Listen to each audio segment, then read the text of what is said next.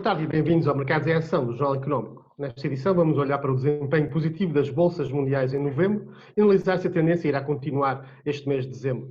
Vamos também focar no mercado petrolífero e as decisões da OPEP+. Duas cimeiras europeias na próxima semana são cruciais para o futuro económico e dos mercados na Europa. O Conselho Europeu e a reunião do Banco Central Europeu vão ser alvos da nossa antecipação. E por fim vamos analisar o travão que o Parlamento passou ao financiamento do novo banco. O nosso convidado de hoje é o Pedro Lino, administrador da Optimize Investment Partners. Pedro, bem-vindo ao Mercado de Ação mais uma vez. Olá, muito obrigado, Chico. Vamos começar pelas bolsas, Pedro. Em Wall Street, num mês que à partida poderia parecer complicado, acabou com o Dow Jones a disparar 12%, no melhor mês desde janeiro de 1987, éramos nós ainda meninos, enquanto o Nasdaq e o S&P 500 registaram o melhor desde abril, enquanto a Europa foi também o registro do melhor mês de sempre nas bolsas europeias. Vamos analisar os fatores. As vacinas e as eleições foram os principais, certo? Sim, ainda há um terceiro, mas é verdade, o mês de novembro foi um mês espetacular. Eu não vi meses com estas oscilações, nem acho que nem nas crises financeiras, quando as recuperações, e os setores que mais tinham sido penalizados foram os que mais beneficiaram. Por exemplo, o Eurostock bancos subiu cerca de 30% no mês. Tudo que estivesse ligado à energia, banca, turismo, aviação, tudo subiu em porcentagens superiores a 20%, por exemplo. A banca espanhola também recuperou substancialmente, o que levou que o IBEX tivesse uma performance também muito boa, superior a 15%, o índice de Atenas também. Ou seja, tivemos aqui valorizações que acho que foram mesmo muito expressivas, e só demonstra que existe aqui uma volatilidade escondida nos mercados que nós muitas vezes, ou pelo menos às vezes nem me apercebia que era possível de acontecer. E isto acho que tem muito a ver com a gestão passiva que tem vindo a existir ao longo dos últimos anos, e existem menos participantes no mercado, e cada vez que há um fluxo de dinheiro para os mercados acionistas, como houve o mês passado, talvez foi o maior também fluxo sempre que entrou para o mercado americano. O que é facto é que os preços disparam. E tivemos também o Russell 2000 com subidas de cerca de 30%, quer dizer, foram subidas muito expressivas que se deveram, quanto a mim, a três fatores.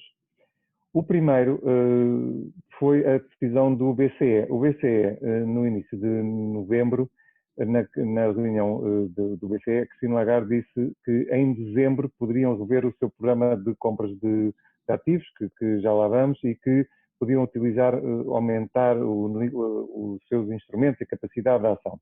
E o mês de outubro, se recordam, tinha sido um mês bastante negativo. Por isso, é a partir desse momento, quando Christine Lagarde falou, os mercados começaram a reagir. Depois tivemos o quê? Tivemos os resultados das eleições americanas, com Biden a ganhar, mas ainda assim existia alguma incerteza quanto ao nível de litigância e de impugnação que Trump podia ou não impor às eleições, e por isso ainda havia aqui alguma incerteza, mas os mercados também já começaram a reagir de uma forma mais positiva, porque uma administração Biden provavelmente não creio que irá reverter as medidas que foram tomadas, nomeadamente relativamente à China, mas pelo menos iremos ter mais previsibilidade ou menos confronto, por assim dizer. E depois acho que o fator essencial foi mesmo termos finalmente pelo menos três resultados positivos. O primeiro foi da Pfizer, depois tivemos a Moderna e a AstraZeneca, uns entre tudo superior a 90%, exceto da AstraZeneca, cuja média anda nos 70%, 90% para determinados grupos e para a primeira toma, e 66% para quem tomava duas tomas. Mas o que é facto é que o mais relevante existe agora uma luz ao fundo do túnel. Alguns países vão começar a implementação do programa de vacinas ainda em dezembro, a Europa provavelmente em janeiro, mas se recordam, nós em talvez abril discutíamos que provavelmente a vacina, dado também os sinais que Trump dava, que existia toda a necessidade de agilizar todo o processo de produção de uma vacina, que estávamos à espera que provavelmente entre outubro começasse a existir alguma coisa. O que é facto é que os meses foram-se arrastando e toda a gente, não só a economia real, como também quem está à frente das empresas, tinha pouca visibilidade e essa visibilidade finalmente ocorreu agora.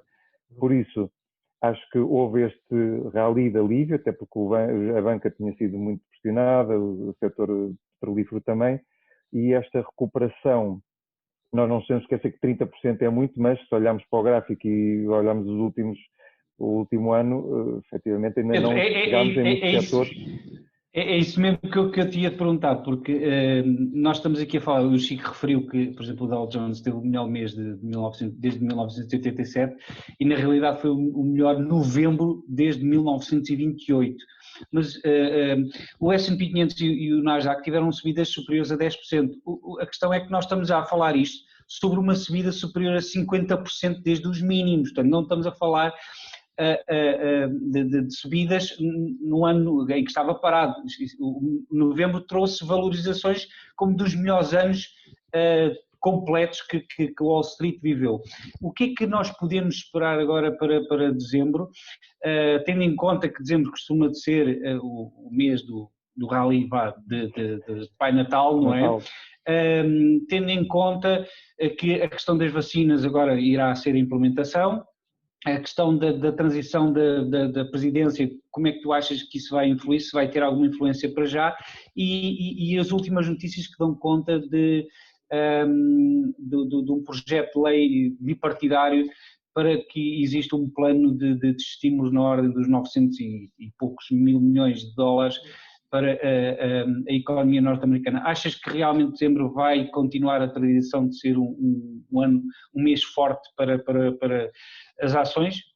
Marco, tendo em conta que muitos gestores tendem a antecipar e tentar rebalancear as carteiras já antecipando o que prevêem que possa acontecer em 2021, provavelmente vamos ter não digo ganhos exatamente iguais aos do mês anterior, que acho que isso seria quase impossível, mas não vamos ter uma correção como eu esperava que podíamos ter após estas subidas. E acho que não vamos porque existe toda uma confluência de fatores, muitas delas são puramente financeiras, como a decisão do BCE que está aí dentro de uma semana e meia, a questão dos estímulos, que existe um pré-acordo para quase 1 trilhão, são 908 mil milhões de dólares, e parece que não, esses estímulos monetários suportam o mercado. E o que está a acontecer é que o setor da tecnologia subiu muito e agora está a existir uma recuperação dos outros setores e não é à custa muito da rotação de setores como vimos ainda no início de setembro, que foi a tecnologia começou a baixar e os outros setores a recuperar. Não, agora a tecnologia e o Nasdaq está quase em máximos históricos, mas existe liquidez adicional que está a entrar nos outros setores e isso está a fazer com que, nomeadamente o Dow Jones, que ainda não estava a atingir máximos, esteja muito próximo dos 30 mil ou a tocar nos 30 mil. Ou seja, são outras indústrias, são outros setores que têm vindo agora a recuperar. Mas eu acho que existe um otimismo exacerbado, mas tem a ver com algo que inicialmente eu pensei que era conjuntural, mas está a tornar mais estrutural, que é nós vamos ter um período longo de taxas de juros negativas na Europa, pelo menos até 2026, 2027, assim o indicam as derivas, ou 28, mas e nos Estados Unidos também vamos ter uma política de taxas de juros zero, ou até podem ser os primeiros a subir, mas vamos estar se calhar a olhar a 1% em 2025, por isso existe aqui muito dinheiro, muita liquidez, e nós não nos podemos esquecer que esta liquidez tem de ser aplicada, chega a um ponto, é aplicada e estamos a ver múltiplos que nós já não víamos desde a bolha tecnológica no ano 2000, mas eu acho que, ao contrário do que às vezes podemos pensar, não vamos ter crash porque... A questão é esta, Pedro, ao contrário da bolha de 2000, neste momento temos trilhões ou bilhões de dólares e de euros em cima do mercado que não existiam na altura, não é? Exatamente, e esse é que é, mesmo que exista uma pressão de valorizações excessivas, que em muitos casos existem, e muitas empresas que provavelmente irão falir, porque no meio da adoção destas tecnologias digitais e de novas empresas que nos apresentam soluções, muitas delas vão ficar pelo caminho, que é facto que existe dinheiro como nunca existiu, mas mais, não é só o dinheiro, é a vontade que os bancos centrais já demonstraram em continuar com este jogo. E pode ser um jogo perigoso, e acho que é muito, muito perigoso, porque chega a um ponto que as pessoas deixam de acreditar provavelmente na moeda e porque é que faz sentido poupar, não faz, e na questão dos déficits, afinal o déficit, a dívida é para pagar ou realmente não é, mas o que é facto é que temos bancos centrais e a pandemia vai ser a desculpa para os próximos 2 anos, 3, para continuar a imprimir dinheiro. Temos bancos centrais que estão muito mais ativos do que até na crise de 2008, até na crise de dívida europeia em 2011, 2012, 2014. Desta vez, dá a impressão que existe ordem para não deixar cair as empresas. E o mais impressionante é que seria de esperar que, perante 6 meses ou mais de atividade económica quase parada para muitas empresas, que existissem mais aumentos de capital no mercado. E não existiram. Eu estava à espera que algumas empresas viessem ao mercado pedir dinheiro. E eu acho que a grande diferença é que, uma vez que isto foi uma crise, ou desculpa, é que uma vez que isto é uma crise sanitária, então não é resultado da má gestão ou das empresas. E acho que houve uma decisão política, não tenho dúvidas nenhumas, que foi salvar todas as empresas e não alterar muito a estrutura acionista tal como está.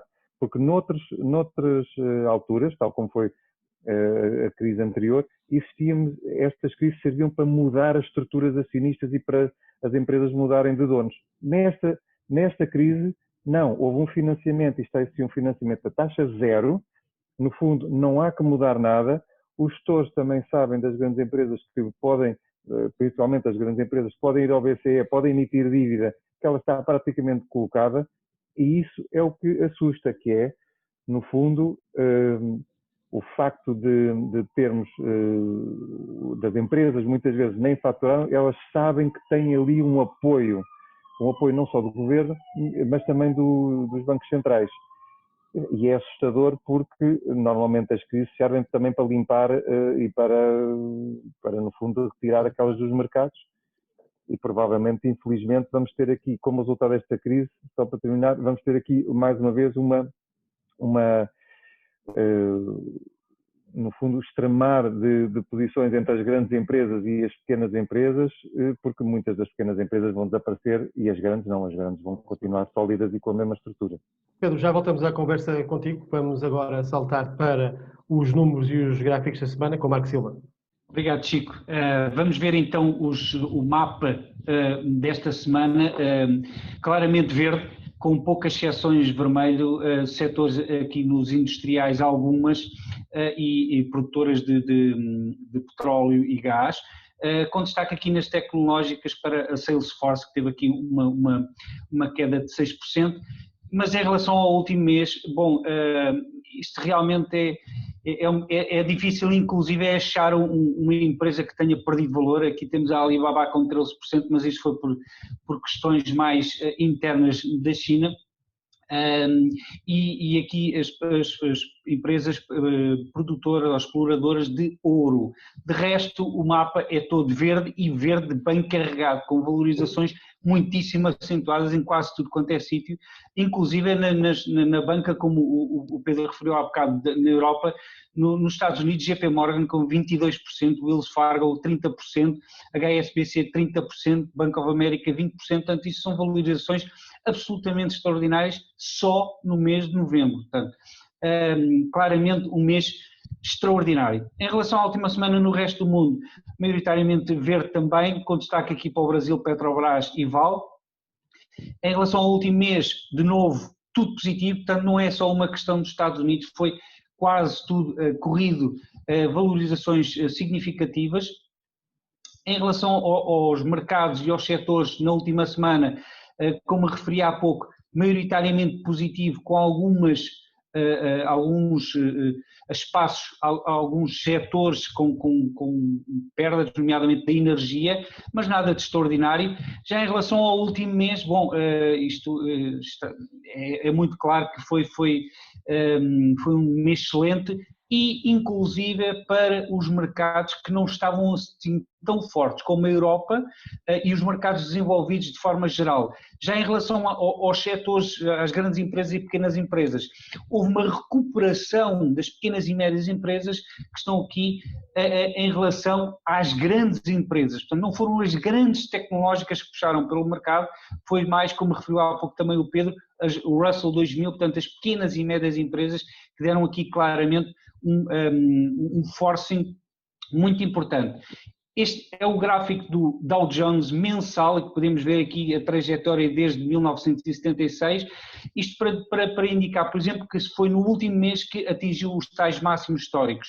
E se nós formos aqui, isto é gráfico mensal, portanto cada uma destas barras é um mês, verde é a subir, vermelho é a descer. Se formos ver aqui no diário, este dia que está aqui, esta grande vela, foi quando foi anunciado a vacina da Pfizer e, portanto, foi aqui que se deu o grande impulso para as valorizações.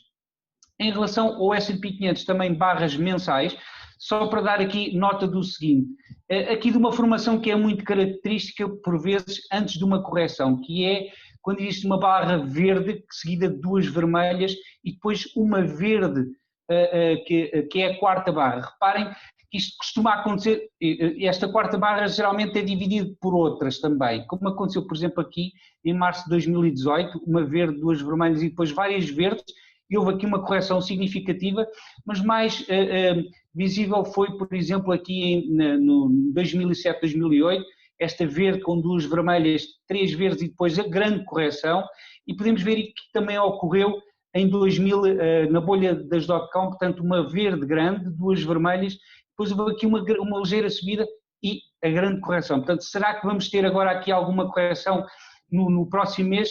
É um caso para estarmos atentos, mas para já existem aqui algumas pré-indicações, poderá haver aqui alguns indícios de uma possível contração. Este é o gráfico do euro-dólar 4 horas, porque o euro-dólar nos últimos dias teve aqui uma subida substancial, continua dentro deste canal ascendente, vamos ver se mantém esta linha mediana, o que dará, se caso mantenha, dará aqui algum espaço para testar a linha superior. De resto, só dar nota aqui do euro-libra, que nos últimos 4 anos tem estado nesta lateralização, portanto aqui nestes 0,82 a 0,92, que é algo que não acontecia, aliás só aconteceu desde a introdução do euro uma vez aqui em 2003, 2007, e que depois deu espaço ou antecipou que esta grande bull market foi até aos máximos históricos perto da paridade. Vamos ver se com o Brexit, ou sim aos sopas, ou duro ou não duro, se existirá aqui alguma disrupção e algum movimento bastante forte. Por fim, o gráfico do Brent, vamos falar de petróleo, o Brent que conseguiu manter a linha inferior do canal descendente e agora tem aqui espaço para ir até aos $63 por barril. Será que vai atingir e testar esta linha? É o que vamos ver nas próximas semanas. E é tudo, Chico. Muito obrigado, Marco. E é de petróleo que se trata o número da semana. O número da semana é 7,7 milhões, é o corte na produção de petróleo em barris pelos membros da OPEP+, num acordo que está em vigor desde agosto e que acaba no final deste mês de dezembro.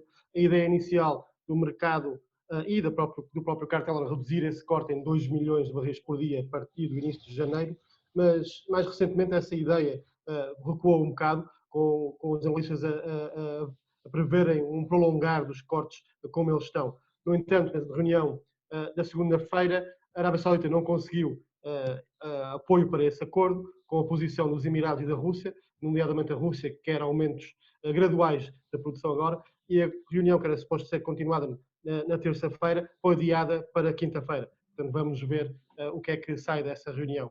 Vamos voltar à conversa com o Pedro Lino, da Optimize Investment Partners, precisamente sobre o petróleo. Pedro, em certeza está a penalizar os preços esta semana, no início desta semana, depois de um novembro positivo também, pois o petróleo também beneficiou da perspectiva de reabertura da economia, naturalmente. O que é que se espera desta reunião na quinta-feira e nas próximas semanas? Bem, eu acho que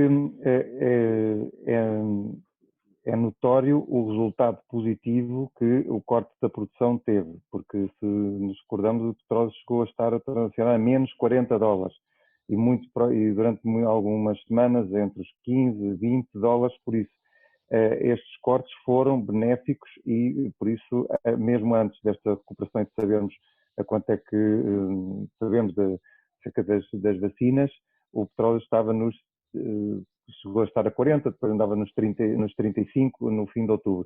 Por isso, houve uma recuperação e acho que também não é do interesse de ninguém, principalmente da Arábia Saudita e até da Rússia, que exista uma demandada geral e comece toda a gente a pedir aos cortes, a inundar o mercado, porque isso podíamos ter outra vez o petróleo para os 30 dólares, principalmente numa altura em que sabemos que existe a vacina, mas a recuperação não é de um dia para o outro, quer dizer, a economia não vai se estalar os dedos e em janeiro acho eu, que estamos todos já até desconfinados, a viajar, até porque vamos ter aqui um pico de gripes em janeiro e fevereiro, tudo isto confluindo estas duas, a pandemia e a gripe, eu acho que num cenário ideal, provavelmente estamos a falar de maio e junho, por isso acho que é de todo interesse manter os cortes.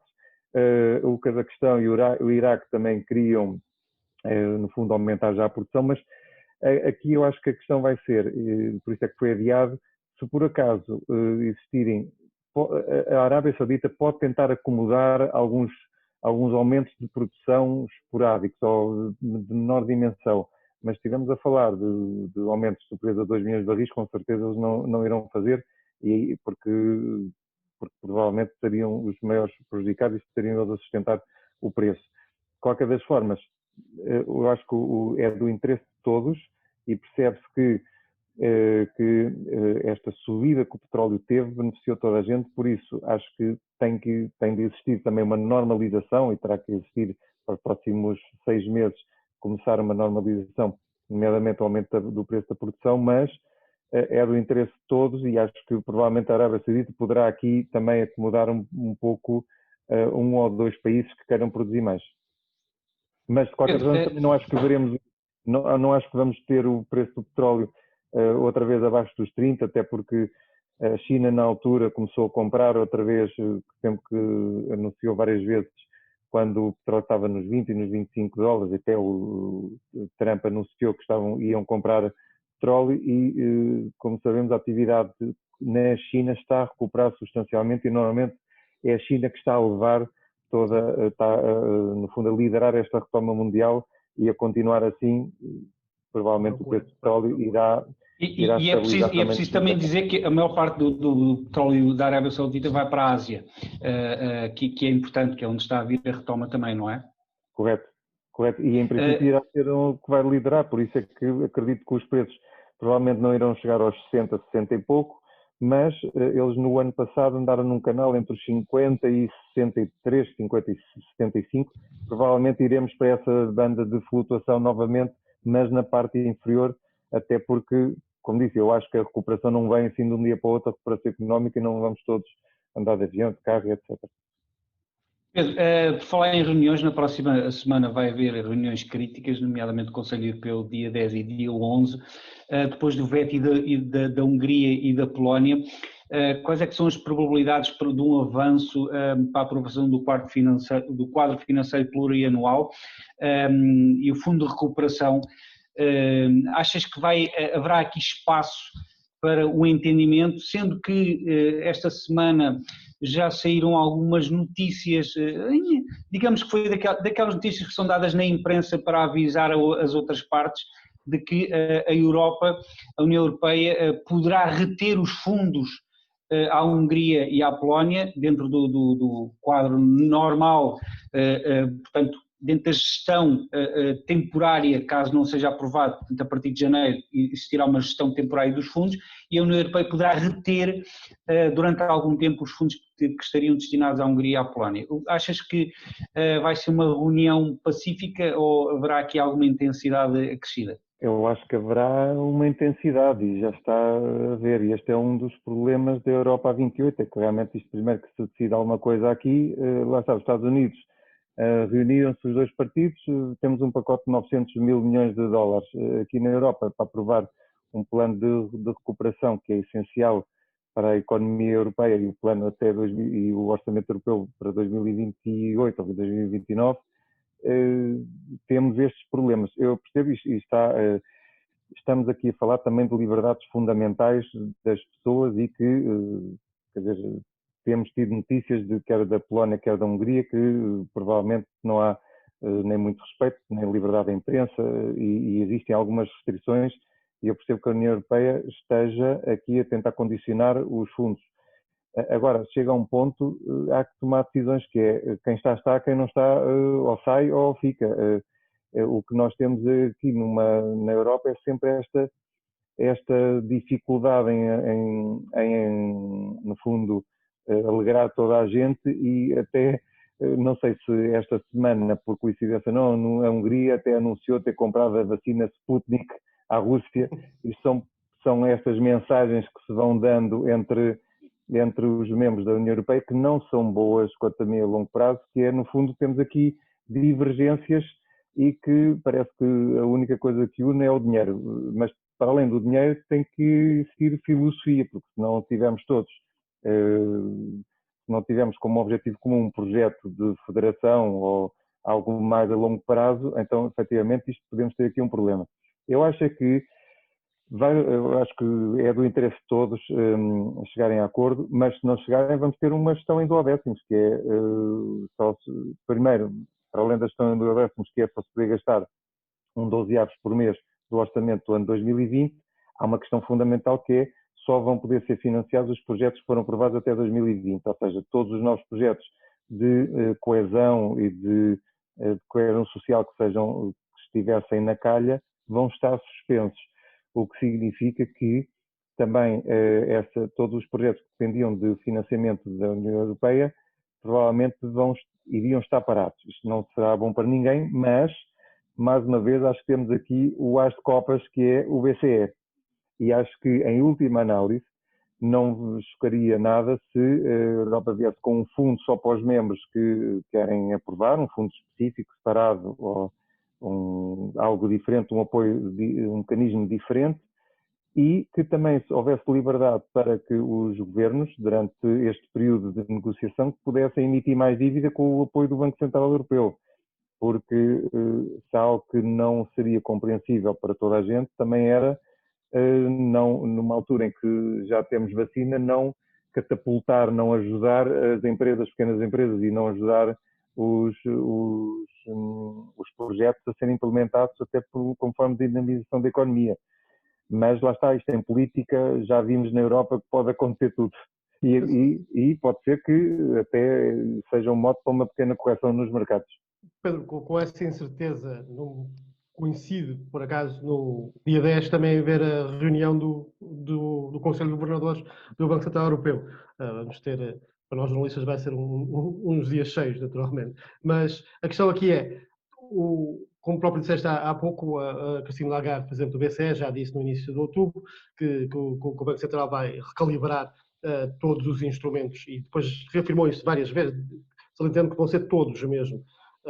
Há aqui uma espécie de conforto dado pelo BCE, que enquanto estas negociações estão complicadas, o BCE está aí e vai step up, digamos, os instrumentos. O que é que se espera?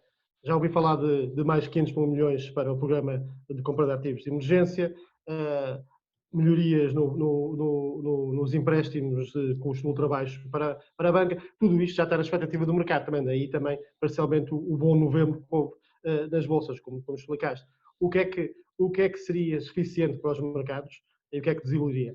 Eu acho que o BCE tem sido, e os bancos centrais em geral, mas o BCE principalmente tem sido o bombeiro de serviço há 10 anos. Aquilo é inacreditável porque se eu achava que eles podiam intervir 2 ou 3 anos, mas conseguem aguentar e por isso é que tem um balanço já que se vai aproximar dos 8 bilhões de euros, do que é um pouco assustador, tendo em conta que a economia europeia ou da zona euro são cerca de 12 ou 13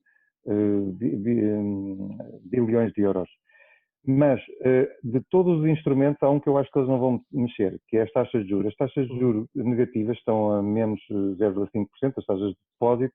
Acho que já se percebeu que não é por aí, não é por se criar mais, pelo contrário, podia criar mais constrangimento e condicionar o setor financeiro. Aliás, a Suécia já subiu as taxas de juros, que também estavam a menos 0,5%, já estão neste momento a zero, e optou por aumentar o seu programa de compra de ativos, porque já se percebeu que, acho eu, pelo menos a minha opinião quanto às taxas de juros negativas é que é um desastre e no fundo Não há inflação, não é? A inflação está, vimos os dados de ontem da zona euro, está em terreno negativo e não mexe mês para mês. E quando mexe, sim, sim, mas eu acho que é verdade, mas eu acho que não é por ter taxa de juros negativa que as pessoas vão consumir mais, quer dizer, isto é forçar os bancos a emprestarem a economia e não olhando a risco, e o risco, isto vai sair caro mais à frente, porque seja pelas moratórias, seja pelo incumprimento, seja pelo que dívida pelos pública. incentivos de dívida pública, a dívida pública, quer dizer, não me faz sentido nenhum as dívidas europeias a 10 anos, está praticamente tudo negativo, até Portugal está a zero, porque o nível de risco que eu atribuo à dívida pública é muito superior àquilo que o mercado está e só é explicável por causa das compras do Banco Central Europeu. Tendo em vista isto, eu acho que Christine Lagarde provavelmente irá aumentar para mais 500 mil milhões de euros e estender o plano de compra de ativos de 750, perdão, já era 1,3 mil milhões, 1,35, e vai até junho do próximo ano, ou até setembro, e vai-lhe pôr mais 500 mil milhões, mas acho que o sinal é que não é 500 mil milhões, é o que for necessário. E na realidade nós já vimos isto, é que não há limites, nem vai haver. Eu acho é que em cada reunião colocam um limite só porque tem que existir um número qualquer. Mas na realidade, não tenha dúvida, isto vai ser o que for necessário para que a economia recupere. Acho também que pode haver alguns ajustes nas TLTRO, as operações de refinanciamento de longo prazo, provavelmente aceitar mais colateral, obrigações como colaterais e, por exemplo, às obrigações até porque o BCE estava a rever os seus objetivos para o próximo mandato e provavelmente vão aceitar obrigações com critérios de sustentabilidade ou critérios de governance, de forma a incentivarem que as empresas comecem a emitir, não são as green bonds, mas são as obrigações que cumpram o ESG. Mas acho que vai ser isso, vai ser alargar o leque de tudo que se possam aceitar como colateral e, mais uma vez, nós não nos podemos esquecer, estamos a falar de dívida. Eu não vejo pouco falar de capital ou de conversão de dívida em capital, mas é dívida, dívida, dívida. Nós vamos ter, ontem, curioso, saíram as projeções da OCDE para o crescimento português e da Europa, enquanto Portugal este ano cresce 8,4% e só cresce 1,7% em 2021 e 1,7% em 2022, ou seja, nós ainda em 2025, segundo a OCDE, nem vamos recuperar o crescimento, a Europa irá recuperá-lo mais depressa, mas irá recuperá-lo tudo isto sustentado em dívida, ou seja, o crescimento potencial das economias vai ser menor, porque não é possível estarmos a gastar dívida, porque a algum ponto as taxas de juros vão subir. Eu, como investidor, não recuso-me a emprestar a 10 anos a alguém e receber zero. Não, para isso, eu prefiro ficar com o dinheiro livre, disponível e fazer o que eu quiser fazer o que quiser, e por isso é que nós vemos os mercados financeiros a subirem, o mercado imobiliário que não cai tanto quanto se iria de esperar, porque esse dinheiro está a ser distribuído. Mesmo Bitcoin. Mesmo até o Bitcoin, que já bateu os 20 mil dólares, ou seja, o dinheiro esta política de taxas zero e taxas negativas está a criar riscos noutros mercados que eu acho que não estão a ser bem calculados. E depois está a diminuir o risco dos países. Quer dizer, não é possível Portugal, que vai atingir os 140 de dívida sobre o PIB em 2022, está a pagar 0% a 10 anos. Quer dizer, isto é mesmo virtual e é mesmo forçar as pessoas a partilharem o dinheiro. E só é possível porque temos um BCE que compra tudo, mas isto vai acabar um dia, não é? Pedro, e por Eu não falar quero em parecer o riscos, velho do Restelo, mas por falar em riscos e coisas que saem caras, será eventualmente pelo BCE e pelos tribunais que irá passar a resolução do impasse criado recentemente com a resolução da proposta do Bloco de Esquerda aprovada com os votos do PSD para travar a transferência de 478 milhões para o novo banco via Orçamento de Estado. Qual é que é o impacto desta decisão na economia, na percepção dos investidores, depois de António Costa já ter dito e garantida à União Europeia, entre aspas, que os contratos são para cumprir, como é que achas que isso se poderá resolver? Com mais um acordo por detrás do PAN entre o PS e o Bloco de Esquerda? Como é que nós vamos resolver desatar este nó?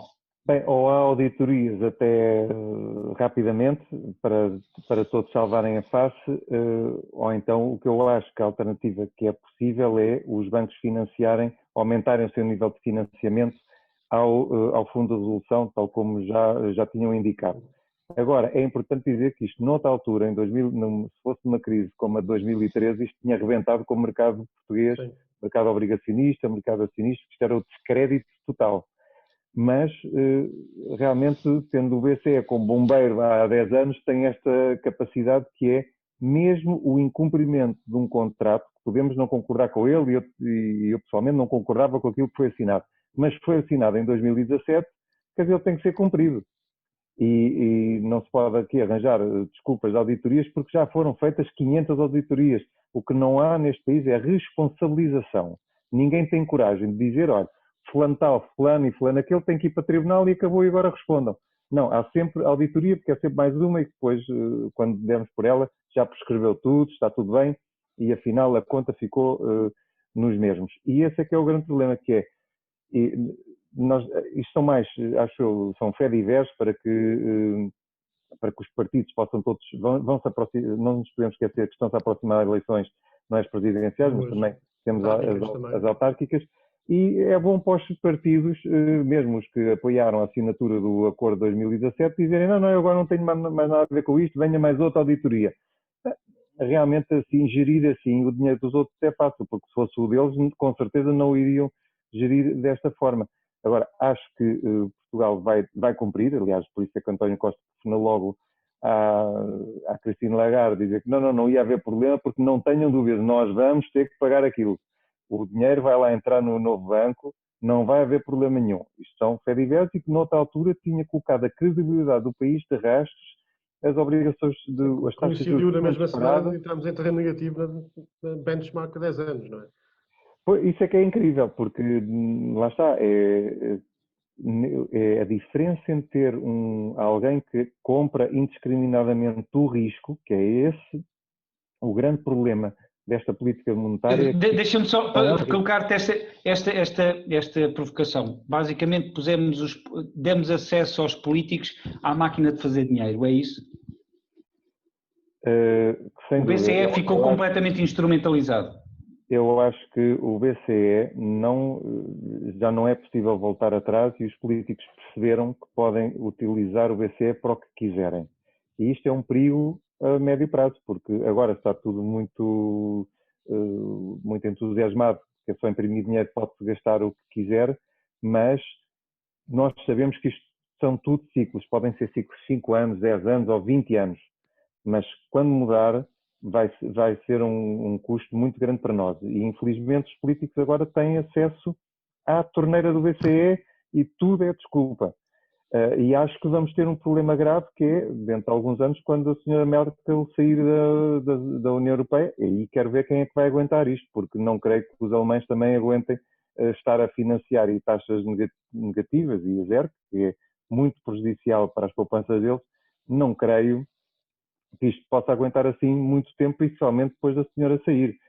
E nós poderemos, há muita gente que critica a Merkel, mas o que é facto é que nestes anos todos ela conseguiu de uma forma ou de outra manter isto coeso, apesar de muitas divergências. E infelizmente acho que cometeu um erro, foi dar acesso, ligar o BCE a todas as economias e a todos os políticos sem pedir a responsabilização. É que a realidade é que entrega-se dinheiro e depois não se acompanham projetos. Vemos que depois o Tribunal de Contas, 2 ou 3 anos depois, é que descobre que A execução foi mal feita.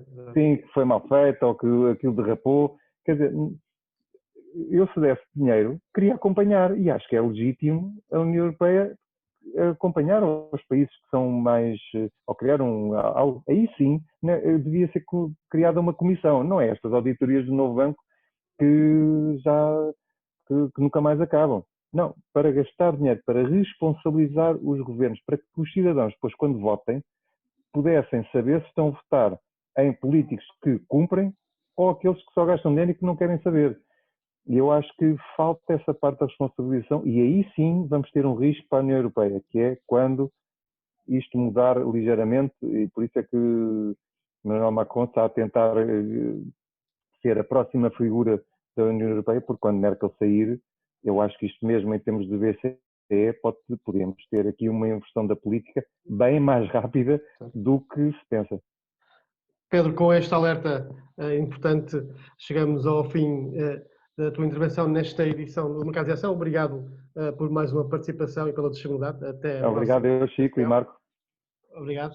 Marco, antes de terminarmos a última rúbrica, o protagonista da semana, quem é que é?